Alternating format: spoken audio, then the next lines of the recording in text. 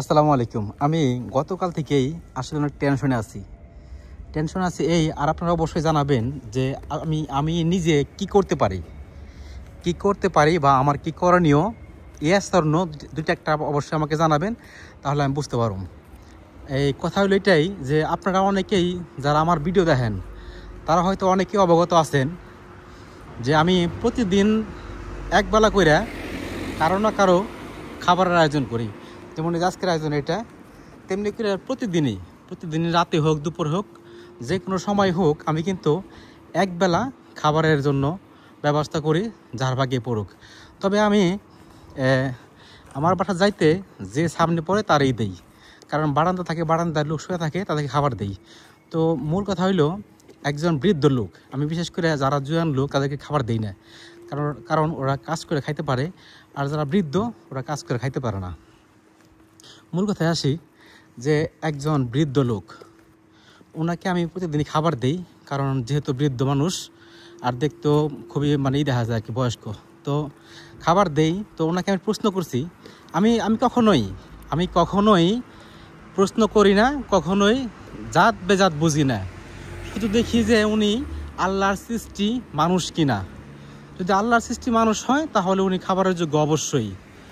মূল কথা হইলো আমরা যে কাজ করি ইতালিয়ান রেস্টুরেন্টে, এখানে কিন্তু অনেক হারাম এবং কি হালাল খাবার আছে, আপনারা অবশ্যই জানেন। তো আমি কিন্তু যাই না শুনে আমি নিজে পাপ করতে পারি না এবং কি অন্যকে পাপের মুখে ঠেলে দিতে পারি না। এই জন্যই যে দিন খাবারটা হালাল হয় ওই দিনকে আমি জিগাই, যাকে খাবারটা দিব তাকে জিগাই যে তুমি কি মুসলমান। তখন খাবারের ক্ষুধার্ত মানুষ অনেকেই অ্যান্সার করে হ্যাঁ আমি মুসলমান, আবার অনেকেই বলে যে মুসলমান না, তাই না? তো আমার কাছে যখন খাবার থাকে, আপনার এই হালাল খাবার থাকে, তখন যে আমি ওই হালাল খাবারটা দেই যে এটা হালাল, তুমি খাইতে পারো। তেমনি করে একদিন এক বৃদ্ধ লোককে আমি খাবার দিছি, দেওয়ার পরে ওনারা প্রশ্ন করছি, ওদিনকে আমার সাথে হালাল খাবার, আমি প্রশ্ন করছি তুমি কি মুসলমান, কিছু মনে করবো না, আল্লাহর সৃষ্টি মানুষ তুমি, আমরা সবাই জানি, কিন্তু তুমি কি মুসলমান? যদি মুসলমান হও তাহলে আমার সাথে হালাল খাবার, এই হালাল খাবারটা আমি তোমাকে দিব, আর যদি মুসলমান না হও তাহলে আমি দিব না। তো উনি বলল যে আমি মুসলমান, আমি তুনুজিয়ার মানুষ, ঠিক আছে। তো আমি জানি ওইখানে সব মুসলমানই। এখন ওনাকে আমি প্রতিদিনই হালাল খাবারটা দেই, আমি 3 দিন খাবার দিতে পারি নাই।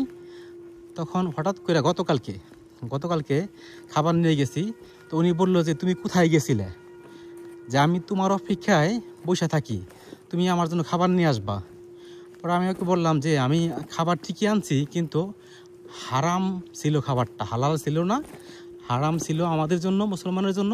এই জন্য এই খাবারটা আমি যারা মুসলমান না তাদেরকে খাবারটা দিয়ে দিছি।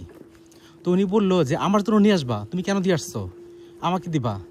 আমি তখন বললাম যে তুমি তো অন্য জাত না, তুমি তো মুসলমান, তুমি হারাম কেন খাবে, আর আমি তোমাকে হারাম কেন খাওয়াবো? তখন উনি বলল যে সমস্যা নাই, তুমি আমাকে নিয়ে টেনশন করো না, আমি কোন জাতি হই, তুমি আমাকে খাবার দিও।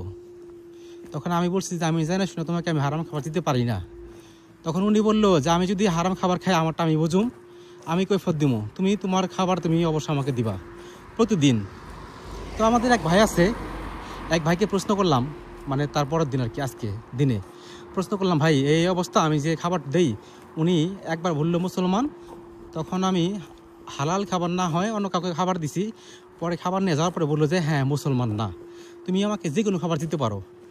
তখন ওই ভাই আমাকে সিদ্ধান্ত দিল যে তুমি যেহেতু খাবার দাও, আপনি যেহেতু খাবার দেন তাহলে অবশ্যই আপনি খাবার দেন, কিন্তু খাবার দেওয়ার আগে বলে নেবেন যে এটা হারাম বা হালাল। উনি যদি গ্রহণ করে করবো, নয়তো করবো না।